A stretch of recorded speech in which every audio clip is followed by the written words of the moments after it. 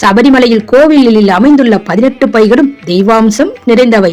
1ஆம் படியில் சூரியனும், 2ஆம் படியில் சிவனும், 3ஆம் படியில் சந்திரனும், 4ஆம் படியில் பராசக்தியும், 5ஆம் படியில் செவ்வாயும், 6ஆம் படியில் ஆறுமுக பெருமானும், 7ஆம் படியில் புதனும், 8ஆம் படியில் மகாவிஷ்ணுவும், 9ஆம் படியில் குரு பகவானும், 10ஆம் படியில் பிரம்மனும், 11ஆம் படியில் சுக்கிரனும், 12ஆம் படியில் திருவரங்கனும், 13ஆம் படியில் சனீஸ்வரனும், 14ஆம் படியில் யம தர்மனும், 15ஆம் படியில் ராகுவும், 16ஆம் படியில் காளியும், 17ஆம் படியில் கேதுவும், 18ஆம் படியில் விநாயகரும் அமைந்துள்ளனர். ஐயப்பன் சுவாமி மகிழ்ச்சியை வதம் செய்த போது பயன்படுத்த ஆயுதங்கள் 18.